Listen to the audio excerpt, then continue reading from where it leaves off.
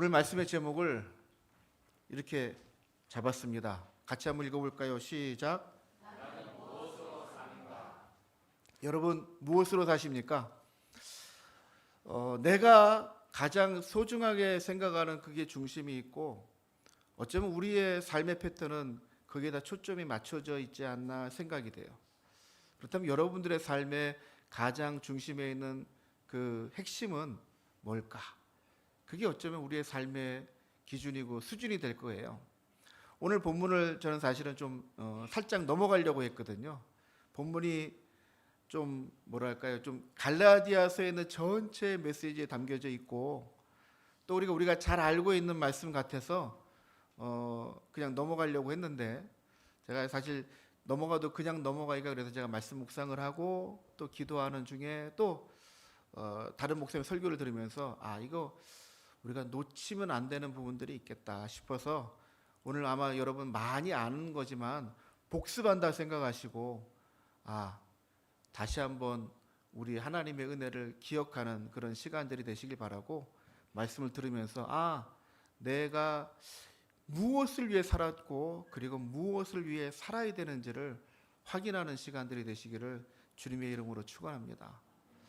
생각보다 이 바울이 정말 대단한 사람입니다.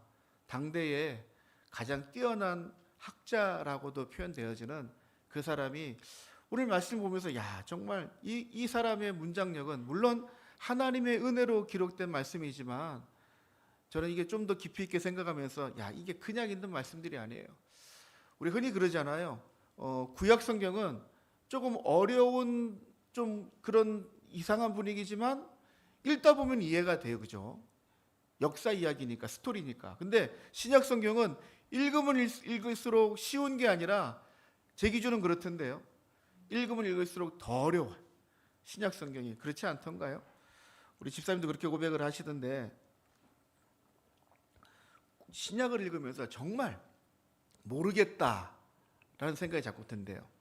왜 모르냐면요, 신약 성경은 그냥 있는 게 아니에요. 구약에 있는 말씀들을 완성시켜 나가는 거거든요.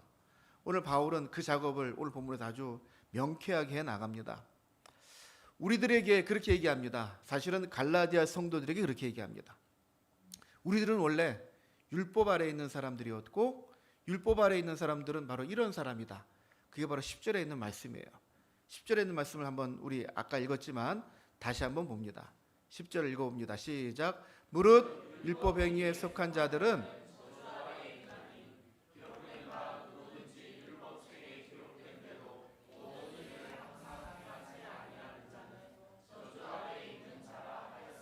아멘. 율법 아래에 율법을 알고 있지만 모든 일을 항상 행하지 아니하는 자는 저주 아래에 있는 자라. 이 말씀은 사실은 바울이 지어낸 이야기가 아니에요. 구약에 있는 말씀에 신명기 27장 26절에 이 말씀을 인용한 겁니다. 우리 17장 26절을 잠깐 볼까? 이 율법의 말씀을 실행하지 아니하는 자는 저주를 받을 것이라 할 것이요 모든 백성은 아멘할지니라. 아멘. 근데 이 말씀이 그냥 뚝 떨어져 있는 말씀이 아니라 사실 27장 전체의 말씀의 결론이에요. 27장이 여러분 구약 성경을 읽으면서 이게 좀 헷갈리지 않았을까? 저는 이제 성경 신학 공부를 하면서 조금은 이 말씀이 왜 있었지 했는데 오늘 말씀 보니까 그렇구나 싶어요. 27장은 이렇게 시작합니다. 하나님께서 모세를 통해서 출애굽을 하고 가나안 땅에 들어갑니다. 그 과정이 40년 걸렸어요. 그 40년 지난 다음에 출애굽하고 가나안 땅에 들어가는 길에는 이스라엘 백성들이 지금 남아있는 사람들 다 들어가지만 들어가지 못하는 사람이 있습니다. 바로 모세입니다. 모세가 가나안 땅에 들어가지 못합니다. 그래서 이 모세가 마지막에 이스라엘 백성들을 가나안 땅에 딱 들여보내면서 마음속에 근심과 걱정이 가득합니다. 이스라엘 백성들이 과연 들어가서 잘할 수 있을까? 물론 하나님이 주시는 마음이에요. 그래서 들여보내기 전에 이스라엘 백성들을 다 모아놓고 설교합니다. 그 설교를 모아놓은 게 신명기예요. 그러니까 모세의 설교집입니다. 설교집이 33장이 끝나는데 27장에 가면은 이제 마지막에 이제 딱 정리를 하면서 이스라엘 백성들한테 이걸 부탁하는 거예요. 여러분, 내 가나안 땅에 들어가면은 들어가는 그 입구에 바로 세겜 땅이거든요. 세겜 땅에서 이런 걸 꼭 하라는 거예요. 자, 3절입니다. 3절 같이 한번 읽어볼까요? 3절만 시작. 요단을 건넌 후에 이 율법의 모든 말씀을 그 위에 기록하라. 그리하면 내 하나님 여호와께서 내게 주시는 땅 곧 젖과 꿀이 흐르는 땅에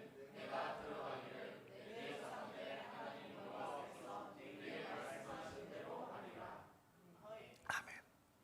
그리고 너희가 요단을 건너거든 내가 오늘 너희에게 명령하는 이 돌들을 에발산에 세우고 그 위에 석회를 바를 것이며, 돌을 갖다가 그 에발산 앞에 딱 놓고 거기다 석회를 바르래요. 그리고 거기에서 내 하나님 여호와를 위하여 제단을 쌓으래요. 그게 바로 에발산이고, 바로 이게 에발산은 저주의 산입니다. 에발산은 그 말을 해석하면 이렇대요. 나뭇잎이 없는 나무, 산인데 나뭇잎이 없는 산이에요. 헐벗은 산이죠. 그 에발산에 이스라엘 백성이 딱 있습니다. 그리고 반대편에 뭐가 있냐면은 그리심산이 있습니다. 그리심산에는 축복의 산입니다. 그 중간쯤에 에발산 앞에 돌을 세우고 석회를 바르는 거예요. 그건 사실은 이스라엘 백성들은 잘 쓰지 않는 문화지만은 익히 아는 문화예요. 근데 근동시대 때 그때의 그 돌에다 사실은 종이도 없고 다른 게 없잖아요. 그러니까 돌에다가 거기다가 글을 새겨서 새겨두는 거예요. 지워지지 않도록 잘 보일 수 있도록 석회를 바릅니다. 석회를 바르고 거기다 쓰면은 잘 쓸 수 있고 잘 보이니까. 거기에 뭘 기록한다고요? 하나님께서 하신 말씀을 기록합니다. 바로 율법을 기록하는 겁니다. 율법을 다 기록하려면 돌이 얼마나 될지 모르겠지만 거기에 돌을 다 모아놓고 율법을 새깁니다. 그래서 거기는 에발산이라고 해서, 여러분 이해를 돕기 위해서 제가 좀 생각하고 연구하고 책을 본 걸로 설명드리자면은, 가나안 요단강을 건너서 가나안 땅에 딱 들어가는 그 초입에 세겜 땅이 있는데, 세겜 땅 위쪽에 북쪽에 에발산이 있대요. 그리고 남쪽에 그리심산이 있대요. 그 중간쯤에 세겜이 있는 거예요. 거기서 에발산에다가 돌을 딱 놓고 거기에 제단을 쌓고, 거기다가 6절입니다. 6절, 너는 다듬지 않은 돌로 내 하나님 여호와의 제단을 쌓고 그 위에 내 하나님 여호와께 번제를 드릴 것이며, 7절 같이 읽어봅니다. 시작. 또 화목제를 드리고 거기에서 먹으며 내 하나님 여호와의 앞에서 즐거워하라. 너는 이 율법의 모든 말씀을 그 돌들 위에 분명하고 정확하게 기록할지니라. 아멘. 신명기를 다 보신 분들은 아마 기억하실 건데, 이게 왜 있을까 싶지 않았어요? 이거는요, 여러분, 시청각 교육입니다. 에발산에 이스라엘 백성들 다 모아놓고 그 가운데 있는 거예요. 그리고 6지파는 에발산에, 6지파는 그리심산에 딱 세워놓고 에발산에 있는 사람들을 통해서 선포하게 합니다. 이렇게 하면은 저주를 받을지어다. 이렇게 하면은 저주를 받을지어다. 율법을 쫙 낭독합니다. 다 같이 선언하는 거예요. 마치 우리가 오늘 주일 아침에 우리 했죠? 십계명을 선언하는 것처럼. 근데 그 끝에 이 말을 붙입니다. 이렇게 하는 자는 저주를 받을지어다. 그때 이스라엘 백성들 전부 다가 아멘 합니다. 아멘은 뭐라고요? 그렇게 될 것입니다. 그렇게 선언하는 거다. 그 끝이 바로 27장 26절에 있는 말씀인 거예요. 그 마지막의 결론이 저주의 산에서 그리심산에서 이 말씀을 선포합니다. 그런데 그 중간에 뭐가 있냐면은 율법이 있고 또 뭐가 있어요? 제단이 있습니다. 제단은 특별하게 정으로 쇠로 하지 아니하고 자연으로 만들어 놓은 자연돌로 쌓은 제단에 번제를 드리고 화목제를 드립니다. 이런 번제는 그냥 불에 태워서 드리는 제사로 다 알고 있는데, 그 중에 뭐가 들어가느냐? 화목제가 들어갑니다. 화목제. 화목제는 특별한 제사입니다. 하나님과 하나님의 백성들이 끊어져 있는 상태에서 그 두 관계를 이어가기 위해서 거기에 제물을 드리는 거예요. 그 제물은 항상 생명이 있는 제물을 드립니다. 양을 드릴 때도 있고 소를 드릴 때도 있고 비둘기를 드릴 때도 분명히 생명이 있는 걸 드려요. 왜? 끊어진 하나님과의 관계를 회복하기 위해서 드리는 제사인 거예요. 그리고 그 제사는 그 잡은 짐승을 잡아서 다 먹습니다. 마치 유월절에 잡은 어린 양을 다 같이 먹는 것처럼 그렇게 해서 관계를 이어갑니다. 그런데 이거는요, 사실은 이스라엘 백성들이 아멘 하지만 잘 지켜질까요? 가나안 땅에 딱 들어가자마자 시작하는 스토리가 사사기입니다. 사실 갈라디아서가 끝나면은 사사기를 하려고 했는데 이번 7월 1일부터 시작하는 새벽기도 본문이 사사기예요. 그러면 사사기를 잘 한번 묵상해 보시면은 거기에 우리의 모습이 얼마나 많이 드러나는지요. 사사기는 제가 좀 이렇게 정리하기로는 사사기는 실패한 이야기예요. 이스라엘 백성들이 조금은 잘 되지만 잠시 후에 실패하고. 왜? 죄를 지음으로. 저는 이거는 하나님께 약속한 이스라엘 백성들의 그 언약, 이렇게 하면은 저주를 받을 것입니다, 이렇게 하면 저주를 받을 것입니다, 다 선언했던 거예요. 근데 이스라엘 백성들이 그걸 알았을까요? 몰랐을까요? 우리가 지킬 수 없다는 것을. 근데 이스라엘 백성들은 지킬 줄 알았어요. 지킬 수 있다고 생각했어요. 그 막 선언하고 정리하는 부분이 어디냐면은 여호수아서예요. 여호수아에서 진짜 모세가 명령한 대로 여호수아가 들어가서 이걸 그대로 합니다. 에발산 그리십산에 모여서 선언하고 선포하고 다 합니다. 그리고 이제 여호수아가 죽을 때쯤 되어가지고 유언처럼 마지막 여호수아서 24장에서 나는 이제 죽지만 여러분들 누구를 믿을 겁니까? 누구를 따를 겁니까? 전부 다 저는 여호와 하나님을 따를 겁니다. 선언합니다. 근데 여호수아는 알아요. 자, 여호수아서 24장을 잠깐 볼까요? 한 절만, 마지막 절만 봅시다. 19절 같이 한번 봅니다. 시작. 여호수아가 백성에 이르되 너희가 여호와를 능히 섬기지 못할 것은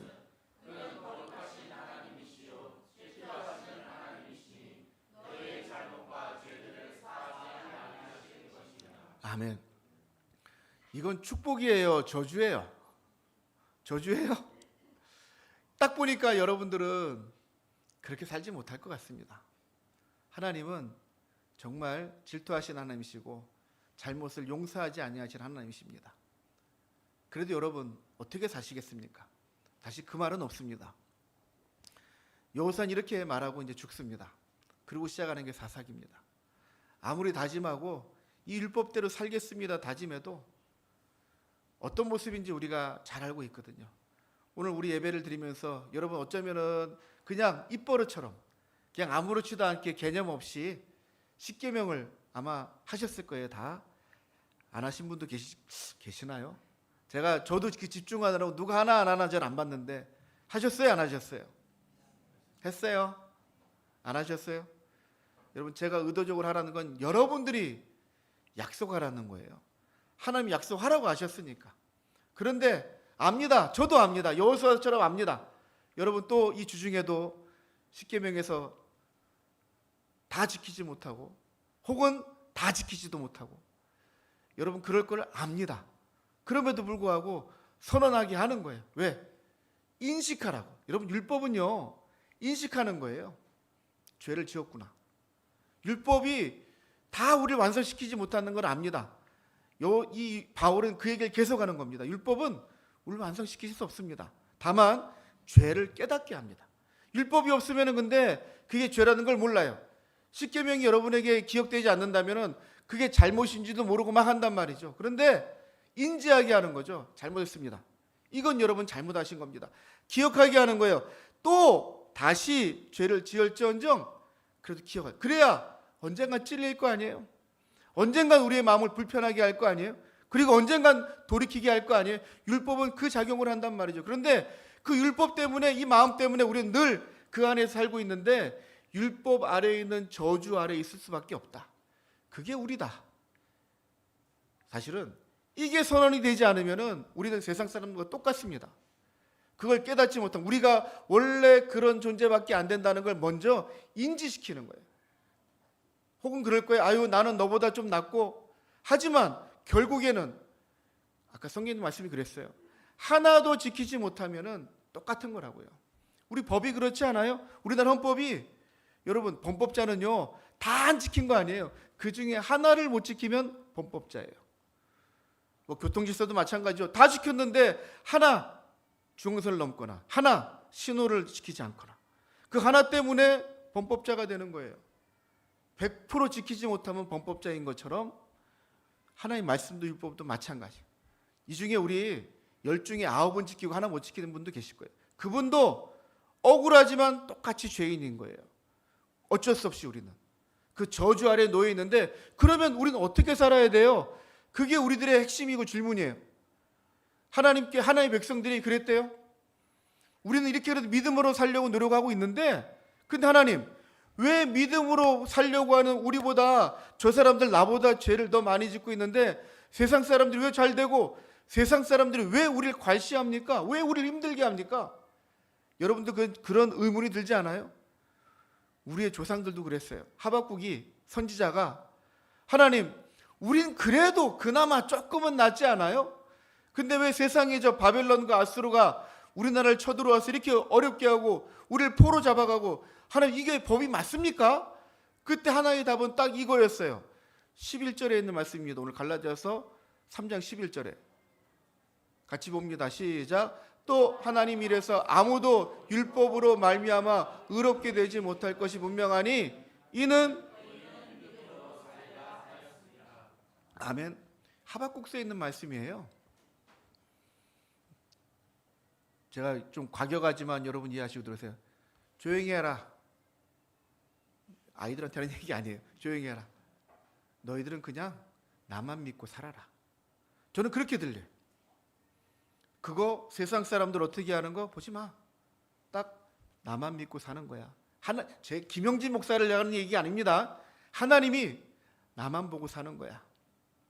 그런데 사실 하박국도 아마 이해를 못하지 않았을까요? 물론 성령의 느낌으로 깨달음이 있을지 모르지만 그 당시에는 이 믿음의 방향이 확실하지 않았거든요. 다만 하나님께서 믿으라니까 믿는데, 근데 우리 시대에, 아니 우리보다 먼저 시대에 그 일이 진짜 일어납니다. 근데 그 일을 바울은 이렇게 표현합니다. 13절입니다. 13절에 있는 말씀 봅니다. 같이 읽습니다. 시작. 그리스도께서 우리를 위하여 저주를 받은 바 되사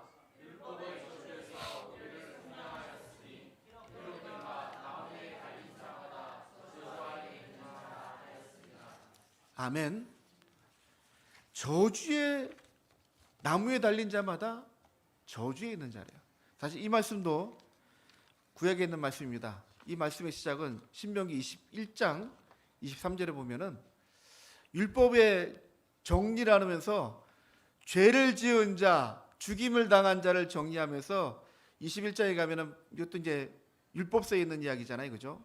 사람이 만일 죽을 죄를 범함으로 네가 그를 죽여 나무 위에 달거든. 23절 같이 읽습니다. 시작. 그 시체를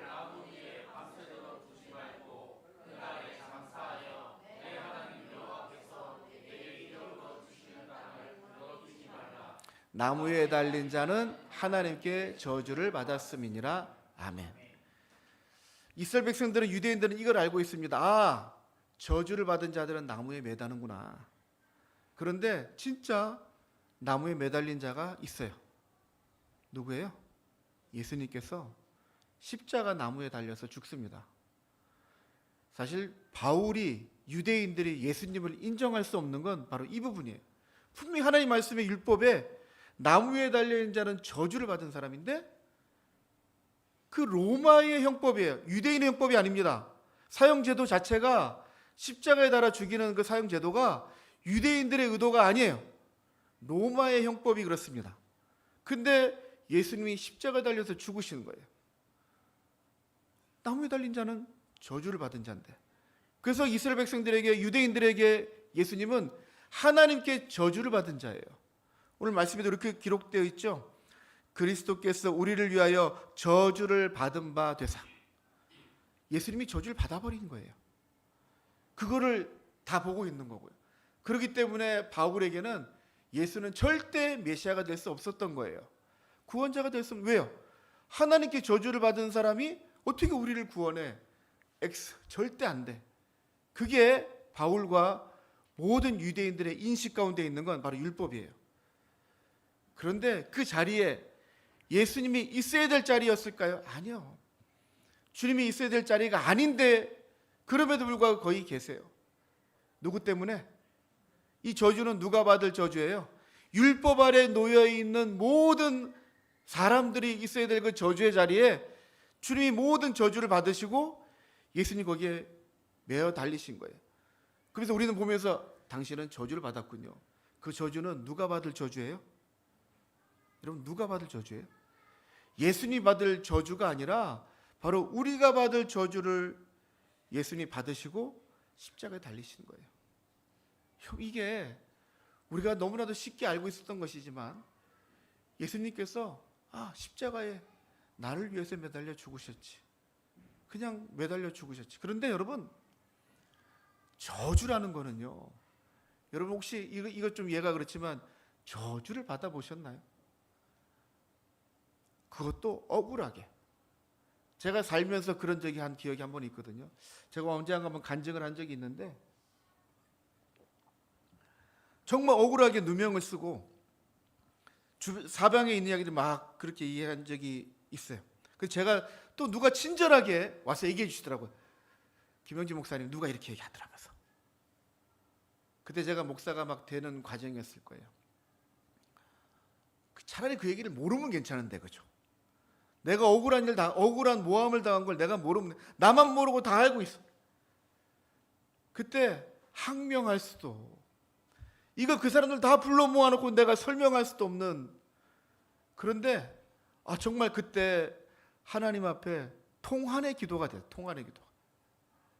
하나님 보시지 않습니까? 그런데 그건 제가 힘으로 어떻게 할 수 있는 방법이 아니거든요. 제가 설명하기 좀 불편한 것이기 때문에 결국엔 하나님이 해결하시더라고요. 하나님이 치시고 정리하시고 끝내시더라고요. 다른 사람은 다 모르지만 저는 하나님과의 저의 관계 속에서는 내가 하는 게 아니라 하나님이 하시는 거구나. 내가 나서가지고 막 같이 욕하고 막 나섰으면은 같이 진흙탕에서 부끄러움을 당하는 건데 잠잠케 하시고 하나님이 해결하시더라고요. 근데 그랬다고 해서 제 마음이 시원할까? 이미 욕은 다 받는데요. 부끄러움은 다 당했는데 이미. 여러분, 그게 시원해요? 시원하지 않아요. 억울함은 그대로 있더라고요. 물론 하나님께 감사는 하지만. 근데 이 일은 누가 수습하는 일이 아닌 거예요. 그냥 당신이 받을 저주가 아닌 저주를 다 받으시고 가장 치욕스러운 모습으로 죽임을 당하셔요. 누구 때문에? 율법의 저주 아래 있을 우리 때문에, 바로 나 때문에. 근데 그게 왜 그랬는가를 설명합니다. 그 이유를 알고 있니? 바울이 이거를, 여러분 이게 좀 풀어 설명해야 이해가 되지 않을까 싶어요. 14절에 보면은 이는이라고 시작합니다. 이는, 이러한 이유는, 아니에요, 그죠? 이러한 사건이 뭐예요? 예수님이 저주를 받으시고 십자가에 달려 죽으신 이유는, 이렇게 되지 않아요, 그죠? 이걸 풀어 설명하면은 앞에 있는 그리스도께서 우리를 위하여 저주를 받은 바 되사 율법의 저주에서 우리를 속량하셨으니 기록된 바 나무에 달린 자마다 저주 아래에 있는 자라 하였음이라. 이는 13절을 다 안고 있는 거예요. 그러한 이유가 두 가지로 정리가 됩니다. 첫 번째, 그리스도 예수 안에서 같이 봅니다. 시작. 아브라함의 복이 이방인에게 미치게 하고. 이게 첫 번째입니다. 하나님의 놀라운 계획. 아브라함에게 주셨던 복은 우리 지지난주에 계속 아브라함 이야기를 봤기 때문에 그리고 우리 성경을 좀 알기 때문에 아브라함에게 주신 복을 알잖아요. 그 복이 유대인에게서 그치지는 게 아니라 이방인들에게 가는, 그 이방인들의 자리에 누가 있어요? 바로 우리가 있잖아요. 우리에게 이 사건을 알게 하시려고 당신이 십자가에 달려서 죽으시는 걸 온 천하에 다 보여주시는 거예요. 그리고 그 일을 믿는 자들에게 아브라함의 복을 이미 다 이뤄 놓으셨다고요. 두 번째, 또 같이 읽습니다. 시작. 우리로 하여금 믿음으로 말미암아 성령의 약속을 받게 하려 함이라. 아멘. 부연 설명이 있으면 좋은데 성령의 약속이 뭘까? 바울은 디테일하게 설명하고 있지 않아요. 근데 우리는 알아요. 성령님께서 약속하신 게 뭐죠? 예수님께서 죽으시고 부활하시면서 그리고 승천하시면서 약속하셨어요. 분명히 내가 간 후에 성령이 오신다고. 그리고 성령이 오셨고 오순절 다락방을 해서 성령 임하시고 교회를 일으키시고, 이거는 과거형이에요. 성령의 약속을 받게 하려 함이라 과거형이에요.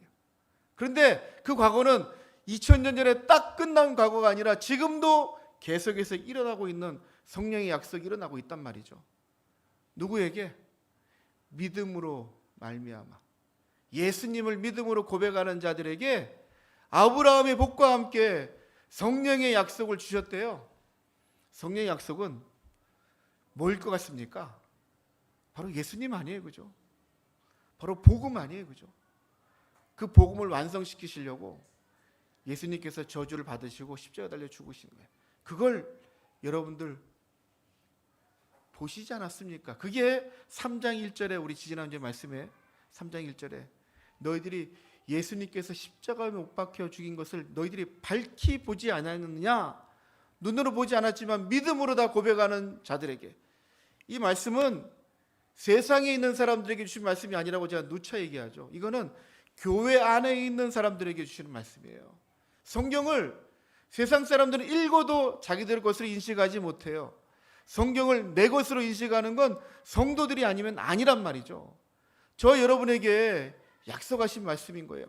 그럼에도 불구하고 그 율법을 지켜야 되고 할례를 행해야 우리가 구원을 받는다고 생각하고 있는 그 갈라디아에 있는 성도들에게, 그리고 지금 이 시간엔 우리들에게, 저는 이 말씀이 우리들의 인식을 다시 한번 일깨우는 거예요. 여러분들은 무엇에 놓여있는 사람이고 무엇을 위해 살고 있습니까? 무엇 때문에 살고 있습니까? 그 얘기에 대한 반문이라고 생각합니다. 여러분은 뭐예요? 무엇으로 삽니까? 예수님은 이제 십자가에 달려 죽을 거야가 아니었어요. 과거입니다. 이미 완성을 시켰습니다. 끝. 내어놓으시고 여러분들은 어떻게 살 거예요? 여러분 어떻게 사시겠습니까? 마치 여호수아가 그들에게 질문하는 것처럼, 모세가 이스라엘 백성들을 에발산에 그리심산에 모아놓고 여러분들 선포하고 언약하십시오, 아멘 하십시오, 아멘을 다 했어요. 그런데 우리에게는 그 율법을 지킬 힘은 없어요. 그래서 나는 못 지켜야 하고 끝 낼 겁니까? 아니면은 내가 지키려고 마음을 먹고 결단을 하고 시작을 할 겁니까? 이스라엘 백성들 물론 다 넘어졌습니다. 다 주저앉았습니다. 하지만 주님이 그래서 끝내지 않고 예수님을 보내셔서 다시 시작하게 하십니다. 어쩌면 우리는 그 포인트에 딱 있는 이스라엘 백성들처럼 아멘하고 시작했는데 또 넘어지고 또 넘어질 그런 운명 같은 운명을 가지고 있는 사람들일 거예요. 저는 그렇게 생각해요. 그럼에도 불구하고 하나님은 다시 우리에게 명령하십니다. 여러분 목회를 하다 보면은요, 뻔히 알 것 같아요. 아, 이분들 또 그러겠지? 말씀 들었는데 과연 바뀔까? 바뀌지 않는 저와 여러분들뿐만이 아니라 저와 여러분들이 그럼에도 불구하고 또 예배를 드리고 또 세상을 나가네요. 근데 뻔히 질 걸 알고 나갑니다. 근데 우린 질 수가 없어요. 졌지만 질 수가 없어요. 왜? 예수님이 이미 싸움을 싸우시고 이겨놓으신 거거든요. 십자가에서 내가 다 이루었노라는 우리가 받을 저주를 이미 다 받으신 거예요. 여러분 죄를 아무리 지어도 그 저주를 물론 여러분들에게 영향을 미치지 않을 수는 없어요. 여러분의 죄를 깨닫게 하기 위해 또 일이 일어날 겁니다. 여러분들의 죄 때문에 혼날 겁니다. 그런데 거기서 끝이 아니라는 거예요. 끝은 하나님이 이미 정해놓으셨고 여러분들의 삶을 여러분들의 필드에서 살아내는 거예요. 결정을 해놓고 이미 결정해 놓으시고, 그래서 어떤 이는 아이고 어차피 뭐 나는 들어갈 천국 마음대로 죄 짓고 살아. 그렇게 살 수도 있겠죠. 그렇게 살고 있는 사람도 있고 또 그럴지도 모릅니다. 그럼에도 불구하고 주님은 그 모든 저주를, 오늘의 말씀의 핵심은 모든 저주를 주님이 이미 지신 거예요. 다 받으신 거예요. 우리가 오늘 짓는 죄도 주님이 이미 그 저주를 다 받으셨습니다. 내일 지을 여러분들의 죄도 이미 주님이, 물론 이건 국어적인 어법으로는 말도 안 되는 일이에요. 아니, 오늘 짓는 죄를 어떻게 2000년 전에 이미 그 저주를 다 받습니까? 우리는 할 수 없지만 주님은 이미 다 해놓으시고 우리에게 너희도 한번 살아봐 하고 지금 우리를 이제 예배 끝나면 다 세상으로 나가는 거예요. 나가서 마음껏 죄 짓고 마음껏 넘어지고 마음껏 부끄러움을 당하고, 근데 그 부끄러움은 나만 당하는 게 아니라 그 모든 것을 주님이 이미 다 품고 계시다고요. 우리는 매일 예수님 앞에, 세상이 예수님께 돌을 던지는 게 아니라 우리가 살면서 예수님께 저주의 돌을 던지고 있는 거예요. 여러분, 그렇다면은 우리 지금 이렇게 살면 안 되지 않아요? 우리 그렇게 살면 안 되잖아요. 예수님께 저주의 돌을 계속 던지면서 사는데, 그럼에도 불구하고 주님 우리를 보면서 너는 내 것이야. 이거 완전히 이거 잘못된 거 아니에요? 근데 그 잘못된 일을 주님이 다 이미 이루시고, 가나안 땅에 들어갈 때 모세를 통해서 약속하게 하시고, 가나안 땅에 들어가서는 여호수아를 통해서 약속하게 하시고, 또 그 사사기에 보면은요 계속 또 맹세해요. 계속 우리 이제 잘해보겠습니다, 잘해보겠습니다. 근데 또 넘어져요. 그 수차례의 반복된 실패를, 결론을 예수님께서 신약 성경에서 짓는 거예요. 결론을 이미 지어 놓으시고, 이들의 모습은 안 되겠다. 그리고 결론을 딱 지어 놓으시고, 그래 결론 딱 끝내놓고 마음대로 한번 뛰어봐. 그 가운데 우리가 있어요. 지금 사랑하는 우리 성도님들, 안심하십시오. 여러분, 아무리 그래도 주님이 여러분 포기하지 않아요. 안심하십시오. 그런데 여러분, 도망갈 생각은 전혀 하시면 안 돼요. 여러분들이 그럴 때마다 더 큰 힘들고 어려운 시간들을 여러분도 겪고, 그 아픔은 주님이 고스란히 받습니다. 여러분, 자녀들 키워보셨잖아요. 자녀들이 잘못하면, 잘못에 혼나면은 아이고 꽃이다, 그건 부모 아니에요. 그죠? 그렇잖아요. 부모가 자식을 키우다 너 그거 잘못된 거야, 안 돼, 혼나, 큰일 나 그랬는데 진짜 그렇게 됐어요. 그러면 아이고 너 잘됐다 이놈아, 꽃이다. 그런 부모는 세상에 없어요. 그 자식보다 더 아픈 게 부모예요. 그죠? 하나님이 우리를 보시면서 그러면 안 돼. 근데 뻔히 그러고 있잖아요 또. 근데 그 결과는 물론 우리들에게 아픔이 옵니다. 힘들어질 겁니다. 죄를 지었는데 아무 일도 없는 건 그게 저주라고 했잖아요. 죄를 지었을 때는 혼나는 게 그게 복이에요. 아멘? 아멘이 안 나오죠? 내가 죄를 지었는데 그냥 넘어간다, 그거 저주라고요. 내가 죄를 지었는데 혼났다, 그건 하나님의 복입니다. 부모님이, 아버지가 어머니가 잘못된 자식에게 매를 드는 것처럼 저 여러분에게도 그런 일들이 일어날 겁니다. 그때 깨닫는 게 은혜입니다. 아, 하나님이 나를 기억하시는구나. 그리고 그 일을 이미 저질러진 거예요. 이미 끝난 거예요. 그건 어쩔 수 없어요. 고백하는 겁니다. 그리고 다음에는 절대 난 그러지 않아야지. 고백하는 겁니다. 선포하는 겁니다. 그리고 맹세하는 겁니다. 근데 주님은 알아요. 여호수아처럼, 모세처럼 아이들은 또 넘어질 거다. 그럼에도 불구하고 하나님은 그 약속을 다 받으십니다. 그리고 약속의 증거로 예수님을 딱 세워놓으신 거예요. 그리고 우리가 보고 느끼는 거예요. 깨닫는 거예요. 그래서 매를 맞기 싫어서 내가 죄를 안 짓는 게 아니라, 내가 주님의 사람이기 때문에, 내가 받을 저주를 주님이 이미 다 받으셨기 때문에 이제는 더 이상 죄를 지을래도 지을 수 없는 존재가 되는 것, 그게 진짜 하나님의 사람이죠. 그게 진짜 성도의 모습이죠. 매 맞지 않으려고 죄를 안 짓는 게 아니라 내가 받은 은혜 때문에 내가 이제는 그 자리에 서지 않으리라. 죄인의 길에 서지 않고 악인의 자리에 앉지 아니하고 악인들의 꾀를 품지 않고, 그리고 내가 이미 주님의 사람이 된 것을 나를 보면서 깨달아질 때, 그때 바로 그때가 진짜 여러분들이 하나님의 거룩한 성도로서 살아가는 그 모습이 될 것이라고 믿습니다. 사랑하는 성도님들, 찔리십시오. 찔리라고 하는 얘기입니다. 무거웠습니다. 저도 준비하면서 얼마나 또 찔릴까, 그죠? 저도 찔리는데 찔립시다. 마음의 상처도 좀 냅시다. 그래서 다시 거기 말고 있어야 될 자리로 다시 돌아가는 겁니다.